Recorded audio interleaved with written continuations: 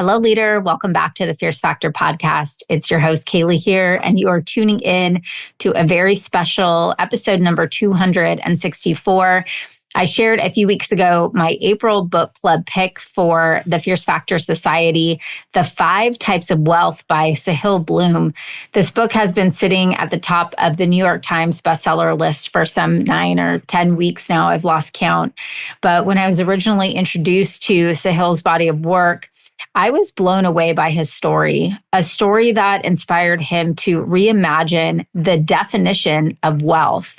With a shared commitment to pioneering a new era of wealth and life-first leadership, it was clear that Sahil's vision aligned seamlessly with ours at KLC to ignite a movement where success is redefined not by financial gain alone, but by the richness of life itself. So it was only natural that I would convince Sahil to join me for a powerful interview on the stage at Alt Experience to help lead this transformative conversation. Because I feel so passionate about this movement that truly embodies the values of a life-first business model. I am excited and eager to share our pivotal conversation here with you today on the Fierce Factor podcast. So without further ado, please enjoy my interview with the one and only New York Times bestselling author, Sahil Bloom. Hi there. Welcome to the Fierce Factor podcast. I'm your host, Kaylee Lindholm. And I think it's time for us women to shift the conversation in business and step into our feminine leadership to do the most iconic work the aesthetic industry has ever seen.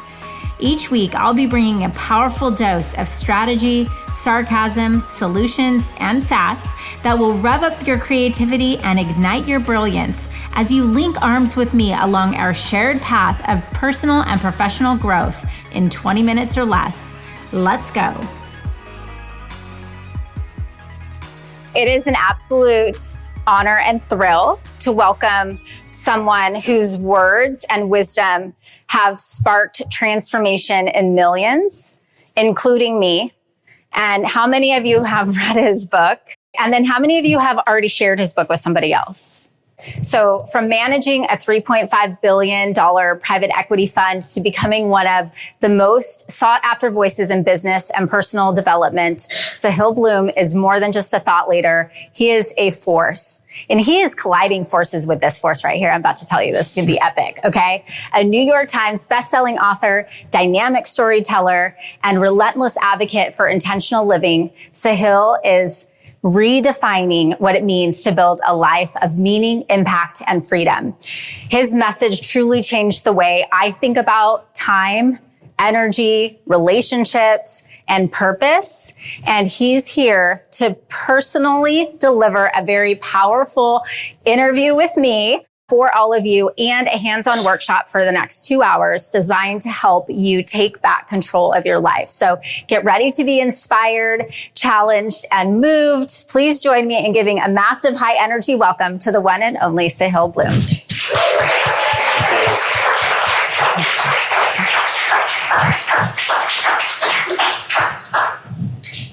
Thank you.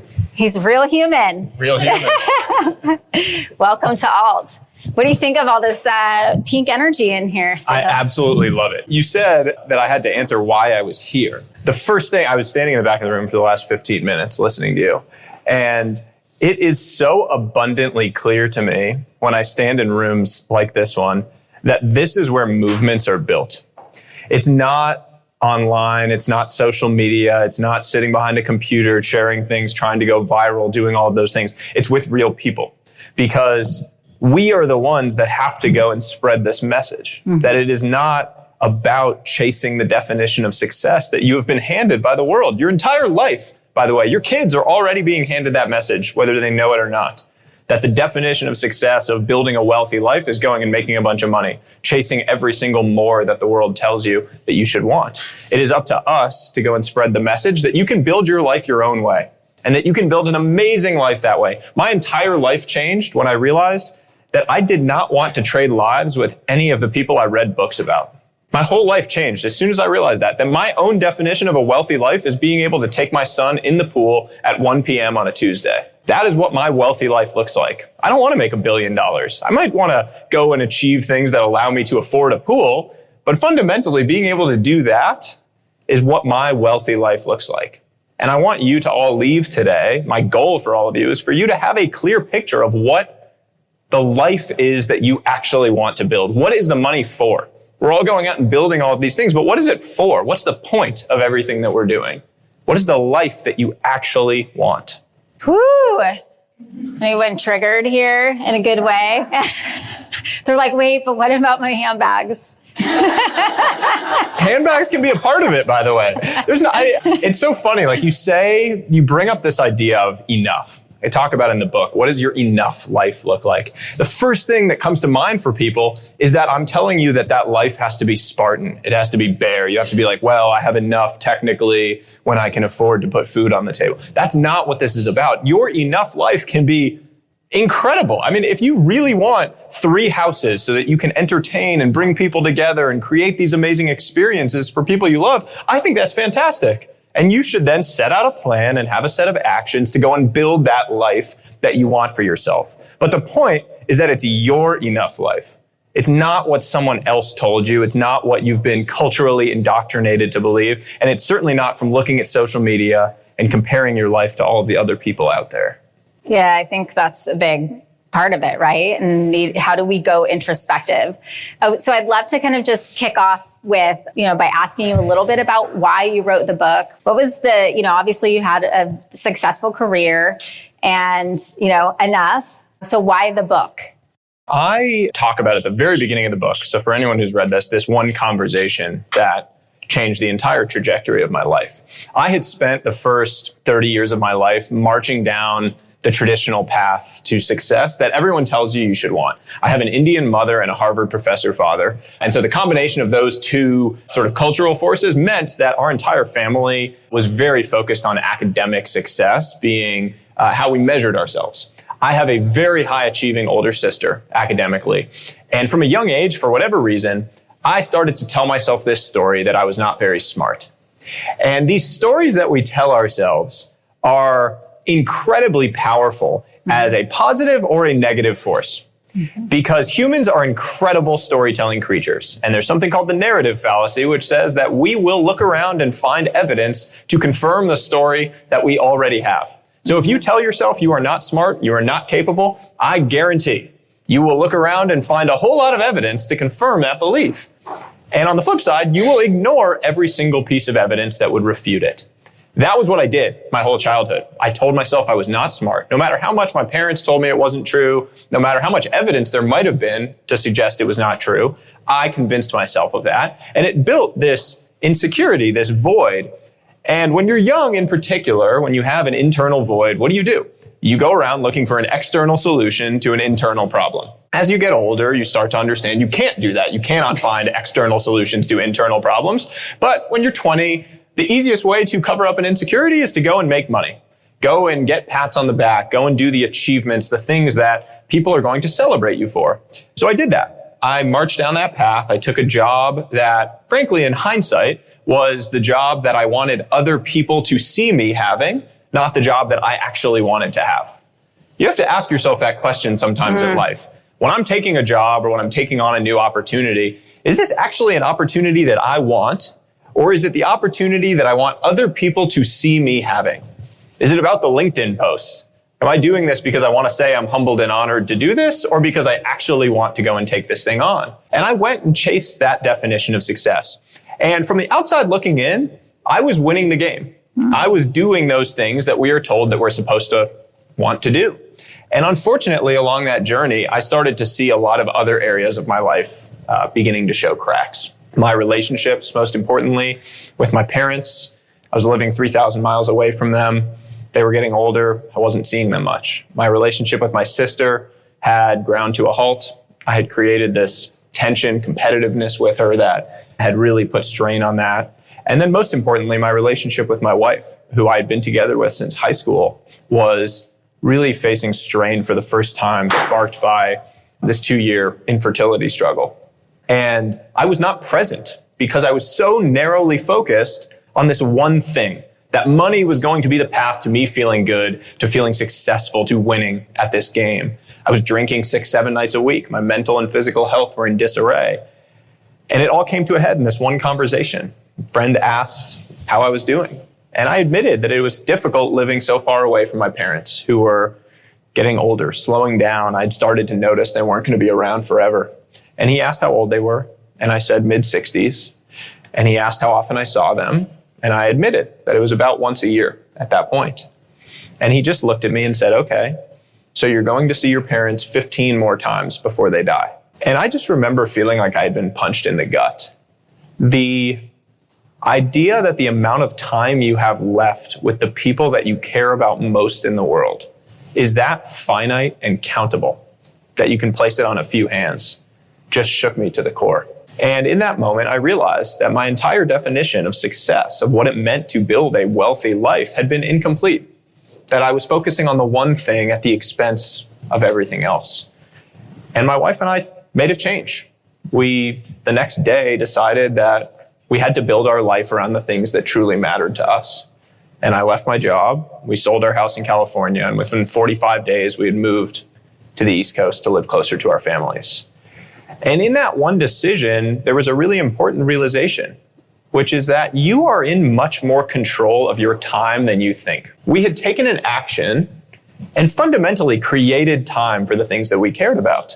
That number, 15, it's now in the hundreds. I see my parents multiple times a month. They're a huge part of my son, their grandson's life. We had taken an action and reassumed agency over our own life. We had recognized that we were actually capable of taking an action and creating a desired outcome. And everything else in your entire life follows from that one belief. I feel like it's so natural to feel victimless to the circumstances outside of us that, well, yeah, I mean, my husband's here and we've talked, like, we'll get to that. And we've worked really hard on trying to slow down. And I think too, like, some of the things in our life, the timeline isn't so far away. Sometimes it is to go take that leap and do it now. So you talk about in your book, this scoreboard. Why is it so? Let's first talk about, like, why do you think the scorecard is broken? Because I think that's the first most important piece.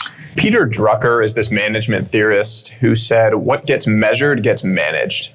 This is the idea that the thing that you can measure ends up being the thing that you focus on, the thing that you optimize around. Humans love measurement. So you don't need to look very far to find an example of this, like with health tracking nowadays. Someone puts on an Oura ring, these like sleep trackers, and all of a sudden they're the most annoying sleep person in the world. They're like, oh no, I can't meet you. I don't want to mess up my sleep score. Their whole life gets like narrowly focused on the one thing.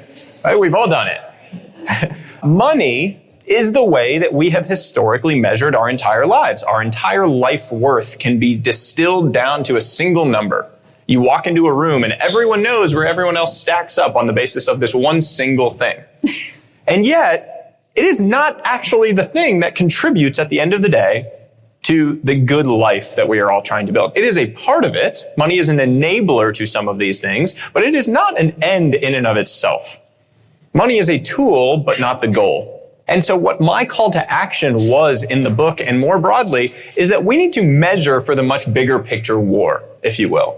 We're focusing so much on this one battle, but the one battle can be won, and you can still lose the war. I talk about this idea of the Pyrrhic victory, the victory that comes at such a steep cost to the victor that it might as well have been a defeat. The battle won, but the war lost. And we don't have to look that far to find examples of people who have done that. We all know people who have made hundreds of millions of dollars that we pat on the back, we celebrate them, we admire them, we tell them that they won the game, and we ignore the fact that they have 4 ex-wives and 5 kids that don't talk to them. And we pat those people on the back. We tell them that they won the game. And we all have to ask ourselves in our own lives, is that actually a game that I care to win? Because if that's what winning looks like, you can count me out. I don't want to win that game. I want to win the much bigger picture war. And so that starts with redefining what that scoreboard looks like. Because when you measure the right things, you can then go take the right actions. You can make the right decisions that contribute to winning on that new scoreboard. First of all, the aha, right? How many of you, I'd love to just see by show of hands, feel like your scoreboard is broken? Sahil, what does it mean to be a time billionaire? And why is that concept so important? This is fundamentally about awareness of time as your most precious asset. Time wealth is the first major section in the book for a reason, because everything stems from that awareness. In my own life, that one story was the story that brought that to life 15 more times before your parents are gone. There is some number, some statistic, something floating out there that will snap you back into reality around this fact. If anyone has young kids in the room, I have a 3-year-old little boy at home. 95% of the time that you have with your children is over by the time they turn 18. 75% is over by the time they turn 12. You have 10 years during which you are your child's favorite person in the world. And then they move on and they have other favorite people. They have best friends, boyfriends, girlfriends, partners, spouses of their own. We are living in the good old days. And yet, on a daily basis, how much of our time are we really wasting? How much time, and by the way, I am 100% guilty of this, scrolling on our phones, comparing our lives to other people, stressing about the past, anxiety about the future, fundamentally disregarding this one most precious asset that we have. I asked the question in the book, would you trade lives with Warren Buffett? He's worth $130 billion. He has access to absolutely anyone in the world. He reads and learns for a living. He flies around on a Boeing business jet. He's got all sorts of houses. It all sounds pretty good, but none of you would trade lives with him. Not a single one of you. Because he's 95 years old. There is no way that you would agree to trade the amount of time that he has left for all of that money. And on the flip side, I guarantee he would do anything to be in your shoes, to have the amount of time that you have left. So you acknowledge, simple math, your time has literally incalculable value. And yet, how much of it are we really wasting? Are we treating ourselves like time billionaires, recognizing that we have billions of seconds left in our life? A billion seconds is 30 years. When you're 20, you have about 2.5 billion seconds left. When you're 50, you have about a billion and a half. Are we treating ourselves that way? Are we taking advantage of that one most precious asset that we really have? I don't know if you had a chance when you were in the back of the room to hear some of our conversations about balance, right? And so many of us are like, we just happen to be in a collective room of women who are building multi-million-dollar companies, right? And this is a new frontier. And at that point where, that doesn't negate the fact that I still want to live balanced, have a balanced life and have all of these other things, but I also don't not want to continue to fulfill my mission in the world and make that impact. We talk a lot about seasons in business, right? Our business has seasons. Some of you Academy members got a lecture this week about that, right? We're all up in arms about the economy right now. But you talk about in the book, seasons and balance as it relates to us and our life scorecard. What is that really about and where are we getting that wrong? I really am obsessed with this idea of these fundamental tensions in life. There are so many things that dance on this razor's edge. My grandmother, before she passed away, told me never fear sadness as it tends to sit right next to love. It's this idea that the most beautiful things in life dance on this razor's edge. You can't expect the good without exposing yourself to the bad. These tensions that exist. And you see them all around you once you start recognizing that idea. And one of those tensions is between presence and ambition. This desire to be present, whether you're a parent or not, the desire to be present with the people that you love, to be present in these moments, to have presence and gratitude and experience the fact that you are living out your dreams in whatever way right now, with the ambition that you have to go and create something, to go and build, to go and grow. I saw so many people raise their hands when you talk about wanting to grow, wanting to, create more jobs, build your team, grow your revenue, all of these things. The balance between those two is often what we call work-life balance. We say, oh yeah, well, I want work-life balance. Work-life balance is one of the worst phrases I've ever heard. It is so dumb. I do not know what it means. Because fundamentally, when you say work-life balance, you are saying that the two things are opposed. My work and life are here and here, and if I want one, I have to lose the other, and if I want this, I gotta lose this. That is not how the world works. Or that they're equally important. Or that they have to be constants at all different times, to your point on seasons. Fundamentally, this is about building a life of work-life harmony. The two are intimately connected. Your work is a huge part of your life, and the people that are on these missions with you, your family, your friends, your business colleagues, all of these people, they are part of the mission that is your work in life harmony. You need your kids, you need your spouse, you need your friends to all know that they are a part of this mission of the life that you are trying to build. Your work is a part of your life. It is not separate from your life. So the two come together. But that comes down to communication, and it comes down to being willing to let people leave your life if they are not going to be a part of that mission. Woo! There are going to be people who are not aligned with the mission that you are on, the life that you are trying to create, the things you are trying to do. They're the people that start getting annoyed at you when you don't have time because you're focused. You're in a season of unbalance around your work. They're the people that start talking shit behind your back when you're pursuing growth, when you're changing, when you're growing.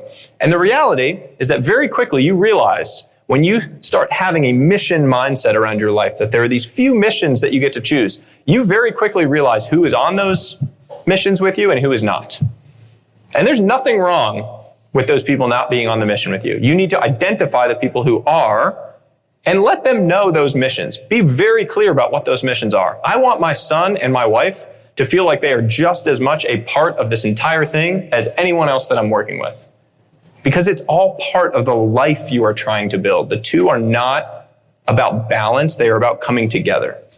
I think so many women in this room can relate. We just are natured creatures that want to have connection. And you start to achieve at a 1% level, and all of a sudden you're like, wait, what? You start to feel like you almost have to tame yourself or not let your light shine bright enough. And that was one of my questions I had for you, Sahil, was as you've grown and achieved your own new level of success, which you may or may not have even intended for, I assume you did, but has your inner circle changed? And if so, in what way? One of the harsh truths of life is that most people don't want you to be successful. This is one of the saddest things that you learn as you start achieving success in any way, is you realize that most people want you to be successful right up to the point where you're kind of infringing on them. And then they want to knock you back down. And so very quickly, you have to create a recognition mechanism, a filter for the people who are truly cheering when you are winning. Or the people who have the slight hint in their face. You tell them something good and you can see they say the good thing, but you can see the little bit of anger in their eyes. Those are people that you do not need in your life. And frankly, it is a tax on your personal growth and transformation. That mindset has helped me so much because at first I resisted it. It was the finger trap. It's like, I'm going to resist losing these people. I think I've known them for a long time. They must be supporting me. It must have just been a one-off or a situation. But that loss, that period of loneliness, that tightening of your circle, that is a cost of entry, if you will, for the growth and the transformation that you are going through. Because at some point you are changing and your prior environment is not. And there's going to be a time in your life where you literally feel like you are speaking a different language than the people that you previously knew. Look at these heads nodding. Yeah. Values, goals, all of these things. You're not going to be speaking the same language as those people. And yet you have not attracted the new people. And that can feel very lonely during that period. You have to recognize that that period of loneliness is the cost of entry to the change. You asked for the growth, so pay the cost of entry with pride. All of these things, the fear of embarrassment, that imposter syndrome that you feel as you are changing, as you're pushing up against your capabilities, all of those things are part of the cost of entry for the growth that you asked for. We all wanted these things, so we have to be willing to embrace the cost of entry. We have to be willing to pay it. It is also the recognition that you are afraid when you go and take on these new things. And the reason you're afraid is because you haven't done it yet, not because you can't do it. Fear comes from inexperience, not incapability. Inexperience is the problem to be solved. And it's only solved through having the courage to take action. You're not one day going to wake up and feel capable to do the thing. That's a decision that you make, that you are going to make yourself capable. That you are going to take action such that then a year from now, you're going to look back and say, oh, I was actually very capable of doing that thing. Before I wrote this book, when I wrote the proposal for it, I sent out a one-pager of the proposal to this very well-regarded agent that I'd been introduced to.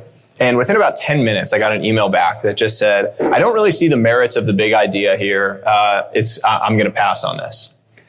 And I paused the whole process. I read the email and I was like, oh, I guess I'm not really cut out to do this. I'm going to fail. People are going to realize I'm not really a writer. I shouldn't write this book. I get, this well-respected person just said, no, she knows better than me. Yeah. And I went and had lunch with a mentor a few days later. And we sat down and I told him that I was planning to write this book, but I sent out this thing. The person said no, so I was going to pause it. Maybe I'd come back to it in a year.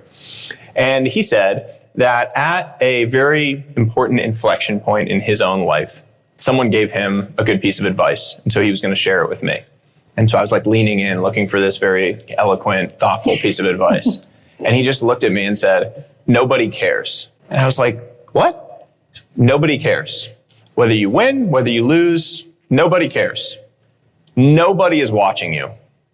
You are not afraid of failure. You are afraid of what other people will think of you if you fail. But no one is really thinking about you. Everyone is just worried about themselves. Everyone is living their own life, concerned about their own things. So that thing that you have wanted to do, that burning desire that you have, just go do the damn thing. Because whether it works out or it doesn't work out, you are the only person that is going to care at the end of the day. The other people that are talking shit, the other people that are saying things, the other people that they are going to move on so quickly. Nobody cares. Those two words I have found more empowering and liberating in my own life, in my own journey, than anything else I've been told all along this path. You are not afraid of failure. You're afraid of what other people will think of you if you fail. It's like biting, right? No one cares. It's really interesting. I mean, if you take the time to ask yourself, like maybe go like 5 ways deep of like why you're not doing something, that so much of what we do hinges upon what our external perception or what we think of what other people will think or what we should do or what we see. I appreciated your answer to the question about growth and getting to a certain level. And I think like it makes me think how important it is to surround ourselves with other people who are growing themselves. I had a mentor that used to say, Kaylee, people will believe in you until you outgrow their expectation of you.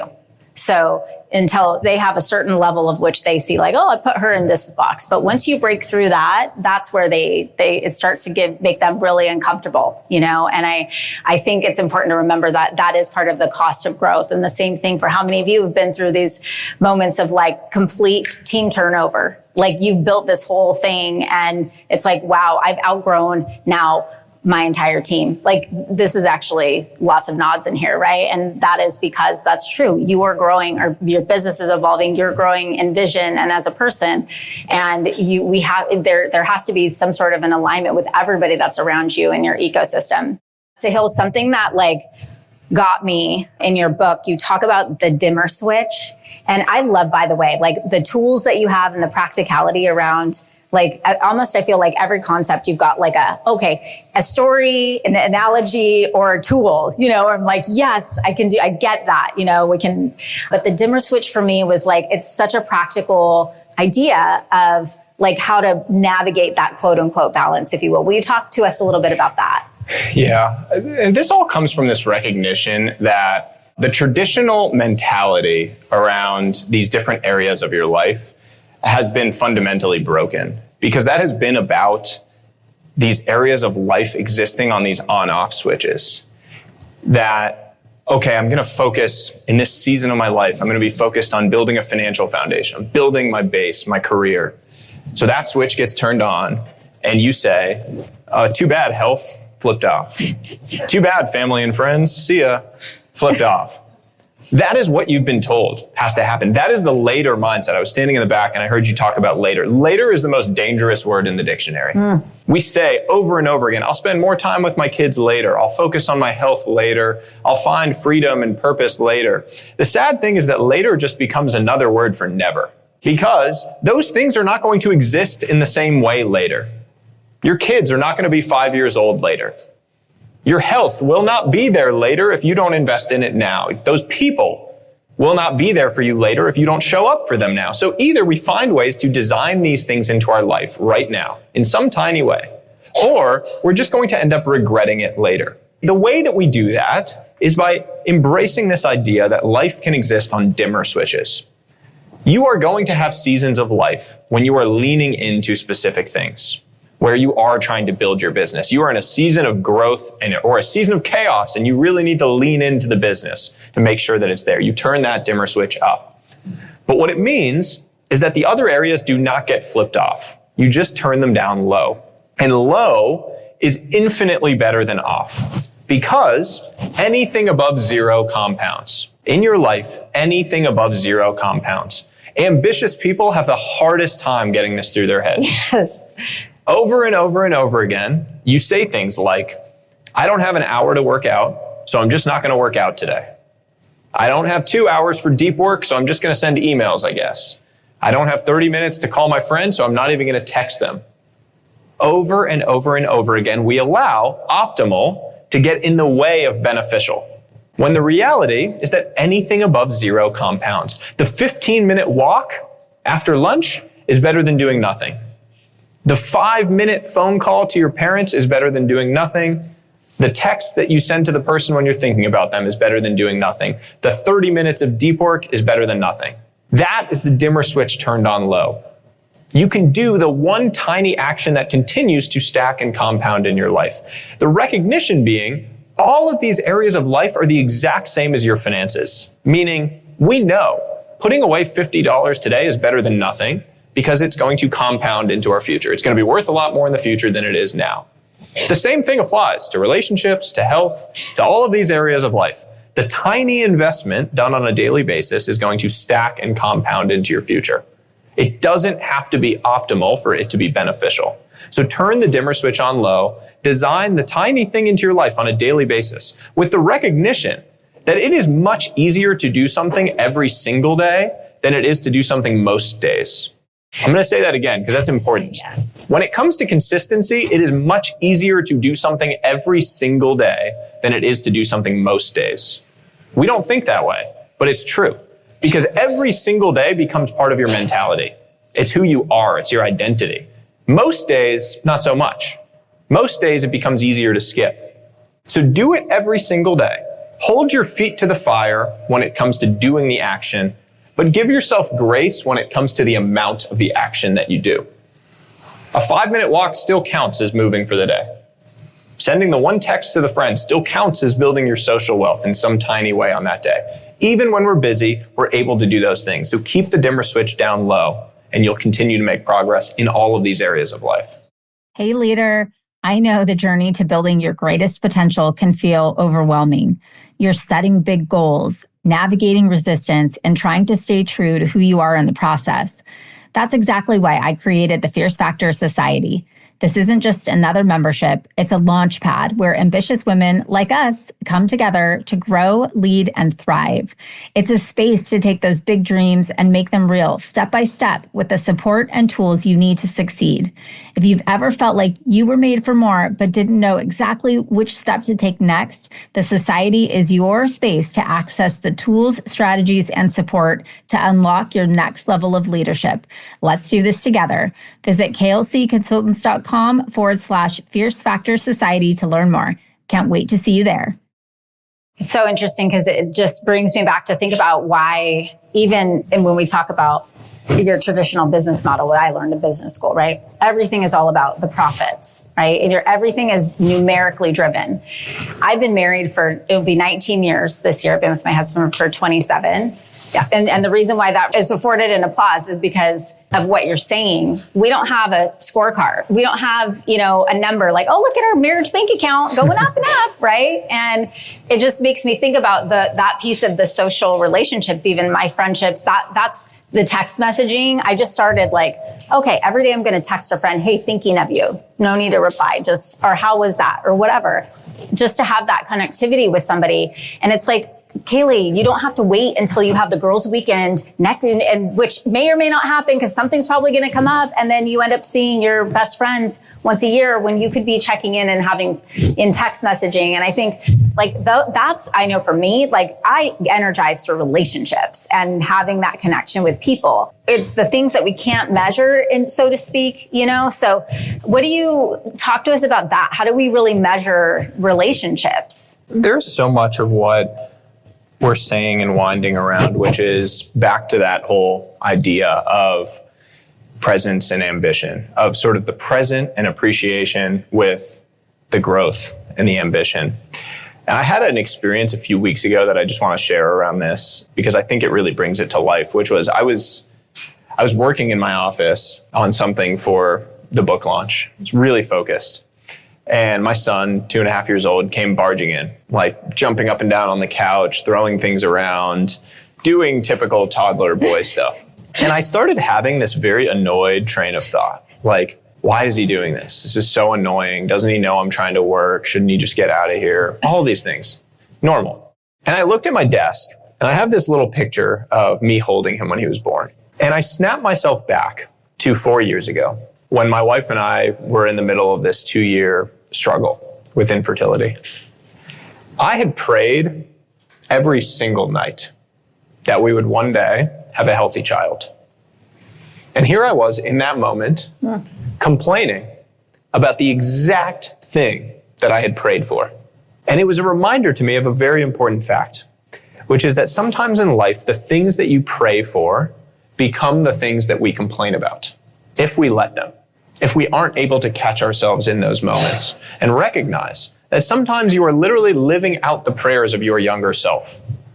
The things that you are getting to do today are things that your 90-year-old, 80-year-old self will wish they could go back and do. But we don't think that way.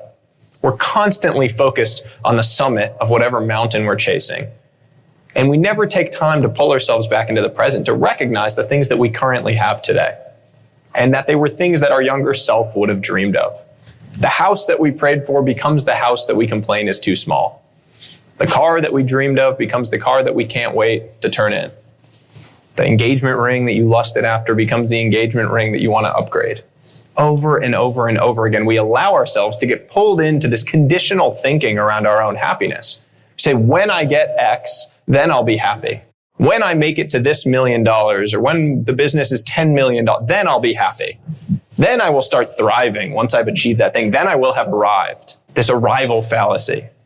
And it's a fallacy. We know it's a fallacy and we continue to do it. So in the weeks ahead, think about that. When you find yourself chasing blindly whatever the thing is out in the future, find that tension point for yourself to pull yourself back into the present. It's okay to chase that thing, to go after it, to have those ambitions, but balance it with a gratitude that exists in the present for the people that are around you, for those moments that we're creating. Don't allow yourself to do what I was doing. You get caught in that negative train of thought. Yeah, we continue to push our line, right? I remember like vividly the day I filed for my DBA, and I was skipping over like weird, like don't hit your foot on the cracks. I was like I was like loosely flying in the air almost, and I was like, oh my gosh, I have a business, and then all of a sudden, it's like, oh, that's not good enough. You just have a business. We got to make it $1 million business. We got to make it a $5 million business, and then all of a sudden, I have found myself there, and I've told this story quite a bit, is that, you get to a point where you begin to resent the success that you built for yourself that you once dreamed of, right? And so I guess it makes me kind of just go back to that fundamental question of like, what is enough, right? So what does it mean to have enough? Can you share, you have a story about the investment banker and the fisherman that I think brings this idea to life so beautifully. It's this story of a investment banker who travels down to this Mexican fishing village. And he's walking along the docks and he comes across this old rundown fishing boat, the fisherman who's caught a few fish. And he asks the fisherman, how long did it take you to catch those fish? The fisherman says, only a little while. The banker says, why didn't you fish for longer? The fisherman says, well, I have everything I need.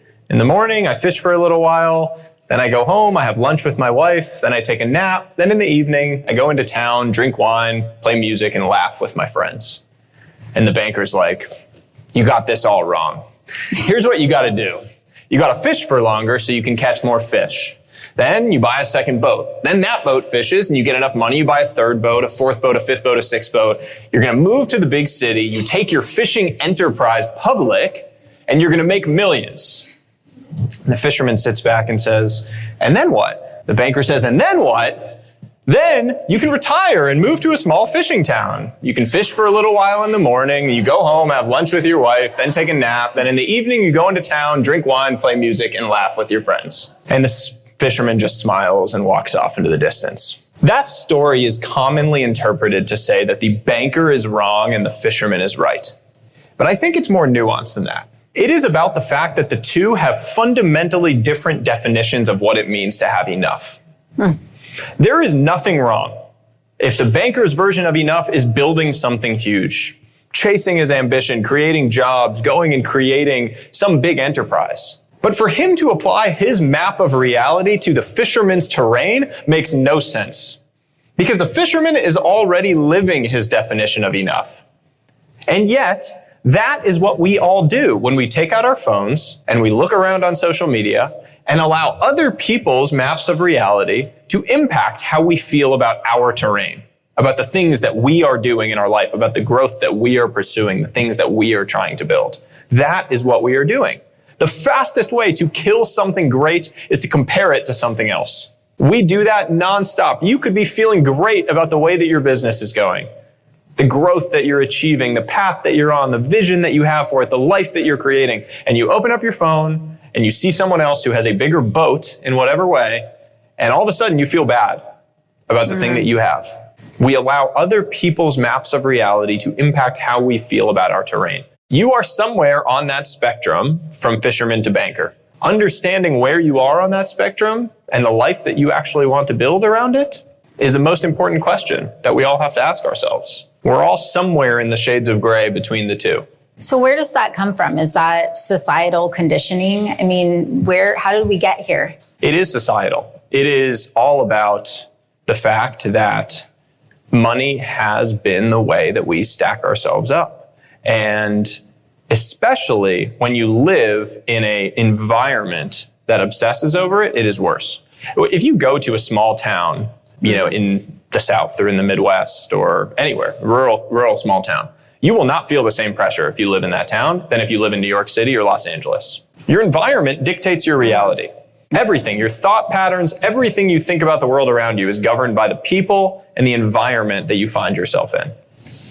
And you can control that. Mm-hmm. You can actually control your environment. As much as we like to say, that's just the way it is, you can control your environment. You can control your digital environment by changing your algorithm and the people you follow. You can control your physical environment by changing the people that you allow into your energy and into your space, by changing your physical geography if you find it not aligned with your values. My wife and I, frankly, struggle with this all the time where we live. We often feel like our values are not aligned with the people that we live around. And it is a legitimate question now of whether we need to make a change in where we live. I feel sequel coming.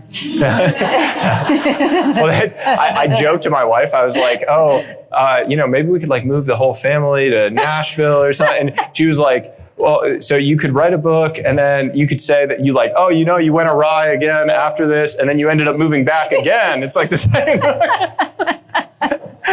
We love chaos. Yeah, that's so good.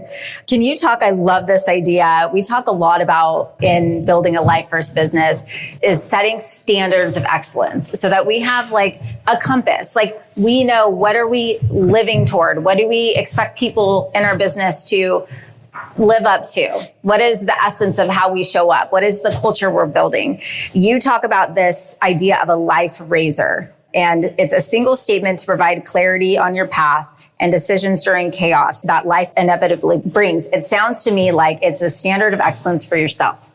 Talk to us about this life raiser and maybe what it is. Yeah. So I spent time during the book process with this man named Mark Randolph, who is the founder and first CEO of Netflix. And Mark had written this essay several years ago about this ritual that he had, that throughout his entire career, he had this standing rule that at Tuesdays at 5 p.m., he would leave work to go have a date night with his wife. And when we spoke, he talked to me about the fact that the thing that he was most proud of from his entire career was not the companies that he built. It was not the enterprise value that he created, the money that he made, any of these things. It was about the fact that he had done that while still remaining married to the same woman, and as far as he knows, having kids who still like and respect him. His words, not mine. That is a really interesting concept and idea when I reflected on it, because the dinner and the date and the rule really had nothing to do with any one date or really anything about the date or the time or any of that. It was all about the identity that it implied, about how his ideal self shows up in the world, that he is the type of person who never misses a 5 p.m. dinner with his wife, and what that creates as far as ripples out into the world, what it implies to everyone around him, to his family, to his colleagues, to all of those who see him doing that. We can all have our own version of that 5 p.m. dinner statement.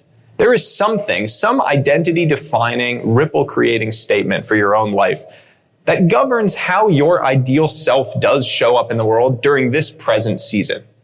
So mine is that I will coach my son's sports teams. He's 2.5. He doesn't have any sports teams yet. And you could replace sports teams with drama classes or dance or whatever he's into. I'm going to be there to support him. That is what it means to me. And that means certain things about what I will take on, what I will say no to, how I will handle different opportunities, different chaos. I can ask myself, what would the type of person who coaches his son's sports teams do in this situation? It provides clarity through chaos. So during those moments in your life where you find yourself blinded by whatever storm, like a hiker during a blizzard, can't see your way to the other side, this idea of the ideal self, how they show up in the world, what they prioritize, you can turn to that to answer and to face whatever it is that's come into your life. Watch out for those baseball dads out there. What about the concept of anti-goals? Is that the opposite of that? So anti-goals stem from this quote from Charlie Munger, the late investor, who said, "All I want to know is where I'm going to die, so I'll never go there." And that idea, unfortunately, he did die, so eventually he went there. That idea of knowing what is going to derail you on your journey to achieve your goals, that is what anti-goals are about. Anti-goals are saying that we all know the goal. It's the summit of the mountain. It's the thing that we're trying to go achieve during this present season, during this year, during this quarter, whatever. We all know to set goals. Anti-goals are the things that we are not willing to sacrifice in achieving those goals. And that is just as important as knowing what you're trying to achieve. Because otherwise, if you do not have those guardrails, you may find that you reach the summit, but you got frostbite and lost your leg along the way. And that is not really a win. That is the Pyrrhic victory that we talked about at the beginning. That is making the $1 billion, but having 5 kids that don't like you or talk to you. And if that is not what you want, if that is not the life you are trying to build, you need to know that as you set these goals. So your goal for the year may be to grow your business to $10 million. Your anti-goal might be spending 300 nights out of that year away from your family because you were going so crazy chasing business deals that you weren't able to be present at all. You want to achieve the goal, but not if it means this anti-goal becoming real. It creates the boundary around this so that you can win the battle and the much bigger picture war that you are chasing.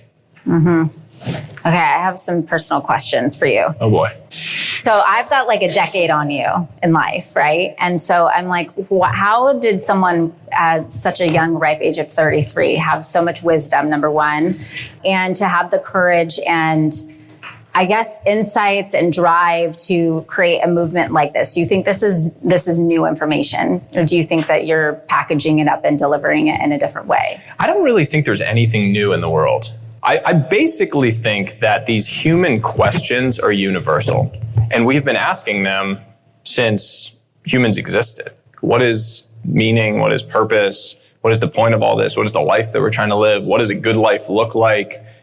All of these things have been universal questions. And so what I would say in general, when it comes to wisdom, first off, I don't think wisdom is about answers. I think wisdom is about asking questions.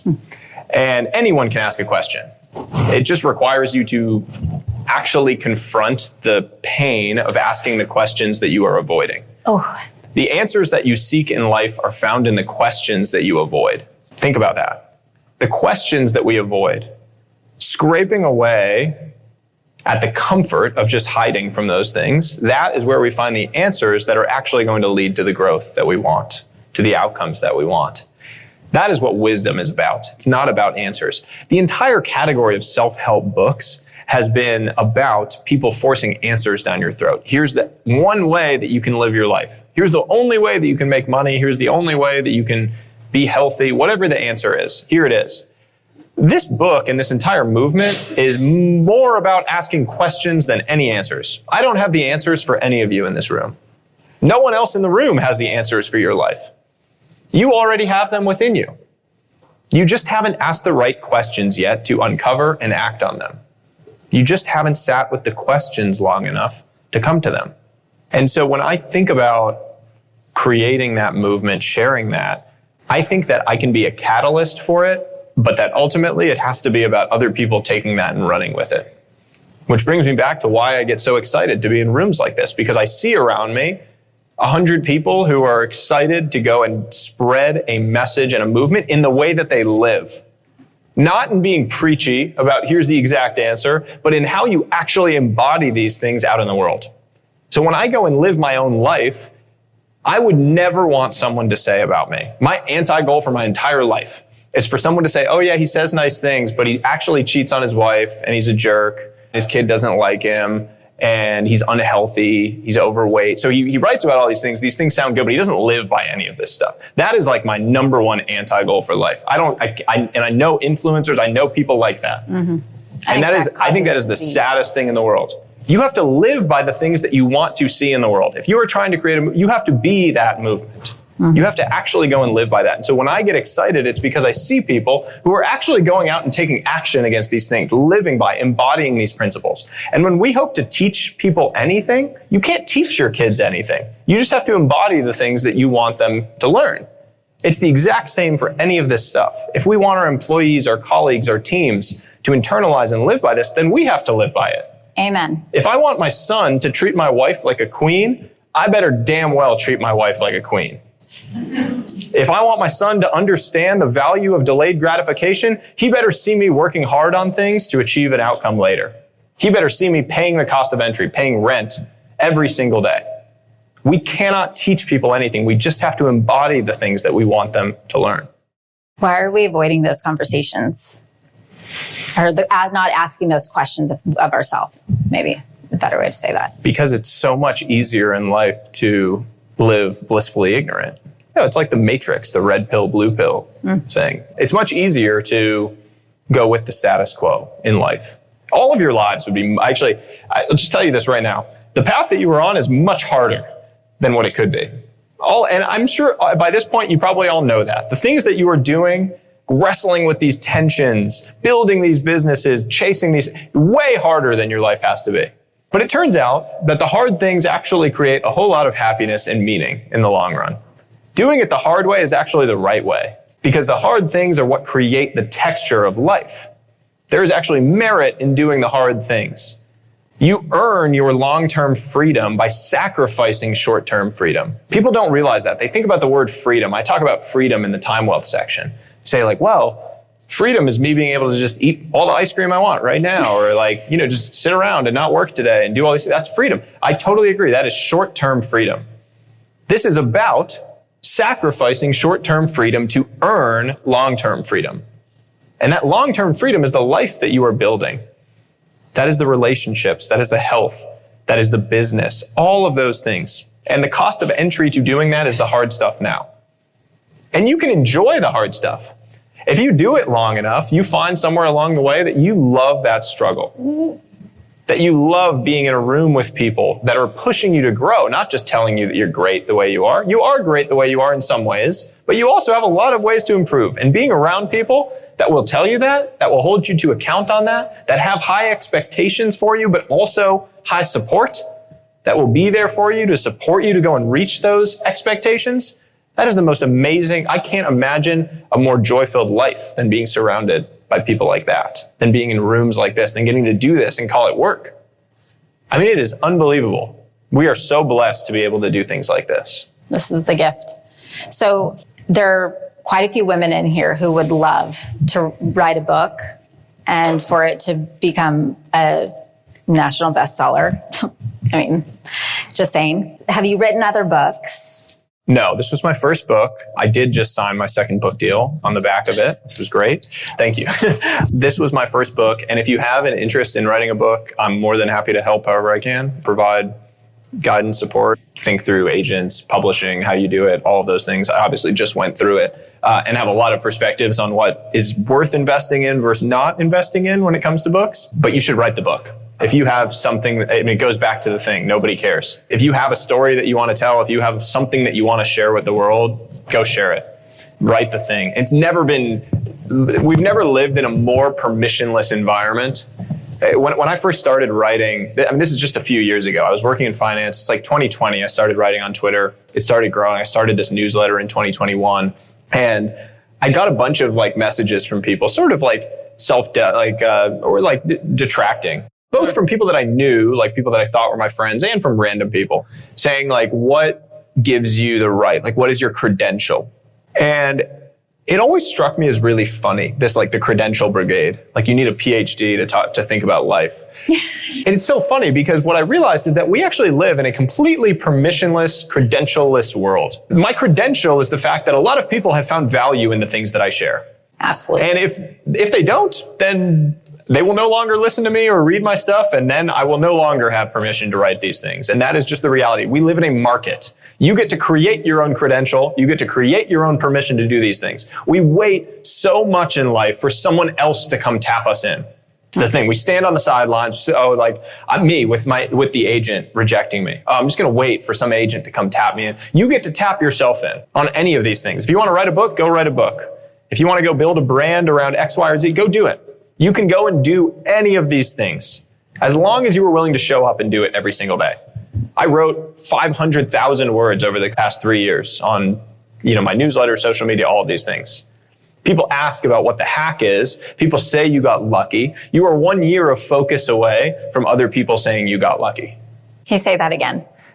You are 1 year of focus away from other people saying you got lucky. Lucky is the thing that we say when we can't explain someone else's success. Oh, gosh, that's so good. So someone else does a thing, we look at it, we don't get it, we say, oh, they got lucky. But you're the one that knows the 500,000 words that you wrote over the last year. You're the one that knows the energy, the waking up at 4 a.m. before your kids were awake so that you could still have breakfast with them. You're the only one that knows those things. So wear that lucky as a badge of honor. Okay, because I'm like, personally, the resistance, it's this weird thing that's in your head that's like, yeah, I'll sit and I have to sacrifice a lot of time and investment in writing the book. And then what if no one reads it? This goes back to the nobody cares. Look, if nobody reads it, nobody saw it. So it's not that embarrassing. And then you have a story. Yeah, no matter what, you are going to find something bad about it. I get annoyed because I see, when I walk through an airport now and I see a bookstore that doesn't have my book, it makes me annoyed.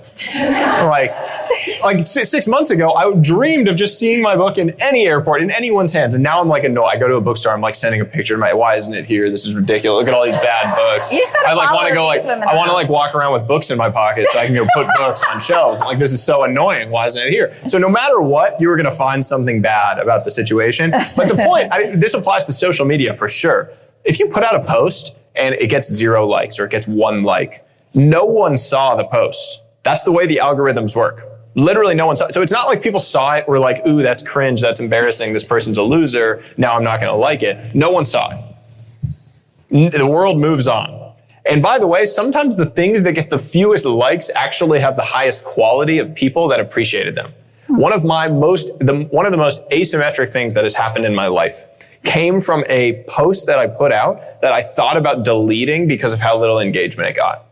And then 6 months later, I had dinner with this person who's this billionaire founder. And he told me that the first time he came across my stuff was he read this one post and he thought it was really interesting. And so then he had reached out.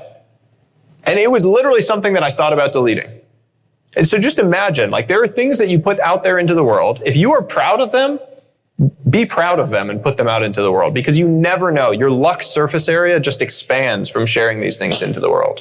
Thank you. I love that. Okay, a couple more questions from the audience here. So One was, does Sahil think suffering and sacrifice are inherently necessary on the journey of achieving all 5 areas of wealth? Depends on your definition of suffering and sacrifice. I do not believe it is possible to achieve the things you want in life without paying certain costs of entry to achieve them. I post this occasionally, that every single thing you want in life is on the other side of something that sucks. It could be 100 hard workouts. It could be 100 hard conversations to build the relationship you want. It could be 100 hours of focused work to build the business you want. But everything is on the other side of something hard. And a lot of people that detract from that statement will interpret it as saying that your whole life has to feel like a grind. I think that the goal in life is to find the suck that you actually kind of enjoy. It's like we're all sitting here, right? You work hard on your businesses. There's times when that's a real grind, but sometimes you're sitting there grinding and you just kind of like realize you're really leaning forward. Like your eyes are kind of lighting up around the thing. You're like, I'm really in it right now. This is it. I'm doing the thing. And that is the kind of suck that we really want to embrace. That's the stuff where you are actually building towards that future life. That is paying the cost of entry. So does it have to be a grind forever? No. Sometimes you unlock and you find that you really enjoy certain struggle. And that is the struggle that creates the best outcomes. Those are the times when you're leaning into your energy. It might be hard, it might be challenging, but it's fruitful. It actually makes you feel good after you do it. It's like the beneficial struggle where you like get in the cold plunge and it really sucks, yes. But you get out and you're like, wow, I'm a badass. I can go do this thing, whatever the thing is in life. That is what we really want to lean into and find. I love that. I just had the visual of like, what kind of fruit grows from this tree? Like what comes from the suck? Yeah. Like what's, like what kind of is it good fruit or sour fruit? There's this story of the emperor moth is like this little bug. It grows, in its little cocoon and then it comes out when it starts flying. And there's a story that was written of a man came across one of the cocoons and it was starting to crack and the moth was really struggling to get out of the cocoon. And the man felt bad. They're huge, these moths. The man really felt bad. So he came over and he had the cocoon and he started breaking it open to help the moth get out. And he broke it open. The moth came out, its wings, and it couldn't fly. And it died shortly thereafter. And what the man found out was that it turns out that part of the entire process of coming out of the cocoon is that the struggle of cracking through and actually breaking through drains the fluid out of the wings that enables the moth to actually fly. And without that painful struggle of coming out, the moth is actually incapacitated. It's not able to go and do that. And so by helping it, by actually trying to do the nice thing and crack this thing open, he had actually broken the moth's life in some way. That is obviously a metaphor for our relationships, for children, but it's also a metaphor for our own journey. And sometimes when you are in that painful struggle, you have to recognize that this is part of you getting to the other side, whatever your wings are that are getting drained. That's so beautiful. I think of the finger chop again, like allowing it, sometimes just sitting in the ick, and like but it's for something. Right? Nothing bad ever came from working hard on things that you care about. True. My grandfather used to say that to me. That it was like, my grandfather was an incredibly, incredibly wise man. And he always used to say that nothing bad ever comes from working hard on things that you care about. That even if it doesn't work out, nothing bad comes from it fundamentally. Something else good will come from it. There's some chain of events, something that will happen. And I found that to be true. He also, one other line that I just absolutely love from him, I have to share, is that he said, you'll achieve much more by being consistently reliable than by being occasionally extraordinary. That has always resonated with me. I have it up on my wall in my room. Just showing up every single day, it is very hard to bet against the person who just keeps showing up. Good segue for this question, which is, did you ever speak to that agent that turned down your one sheet since your book was published? This is slightly embarrassing. One of my worst attributes, or maybe, I don't know, I'll just take it. It's part of who I am. I am very petty. So a few weeks later, after she had rejected it, I'm petty on several occasions in this case. After she had rejected it, I had this lunch with this mentor and I sent the book to another agent after that lunch. And the other agent hops on this Zoom call and says, look, I'm going to be honest with you. And my heart kind of sank. Then she said, I absolutely love it. And I ended up working with that agent. And a few weeks later, I had signed a 7-figure book deal for this book that they said was not, that this other agent had said was not a big idea. And that month was the London Book Fair, which is this big book sales event where all the agents and all the publishers go to meet. And for whatever reason, the papers around that London Book Fair were outdated. And so it said that my book was still being marketed to people, and it had it in there as one of the books being marketed. And the agent that had rejected me sent me an email saying, I see your book is being marketed at the London Book Fair. Wishing you all the best with it. I'm sorry that we weren't able to work on it together. She was kind of sticking it to me a little bit. And I replied, I was sitting next to my wife and I was like, I just have to do this. and I replied to the email and said, oh, sorry, that's outdated. I actually already signed a 7-figure book deal for that exact book. And just sent it off. And fast forward 3 years. And when the book came out and it got reprinted with the New York Times bestseller tag on the front, I mailed her a copy. Yeah. So... not my proudest moment, but kind of proud. That's so good. So can you tell us about this next book? It's going to roughly be around this concept of creating your own luck. I write and talk about the idea of luck surface area a lot, that you can actually take actions to expand your luck surface area in the world. And I want to explore that in a lot more depth. I love that. Okay, my last question, because you have been on this book tour and had interviews with all kinds of different people. Who has been your favorite interviewer? Ooh, that's a good question. I just on Monday did an interview with Hoda, the former Today Show host. She was amazing. She was very a real pro. You could tell she'd been on TV for 20 years. I also really enjoyed Ed Milet. I don't know if anyone knows. We all know Ed Milet. Ed, yeah, that's coming out I think next week. Maybe that was a fun one. I'm trying to think who else. What was it like with Rich Roll? Oh, he's amazing. Because to keep up with him, I was like, damn. I got intimidated. Then I was like, I can't interview. It's an intimidating environment. The whole I don't know if anyone's seen the videos of his studio. Do you all know who Rich Roll is? If you want to learn how to be the most just polished and eloquent communicator ever.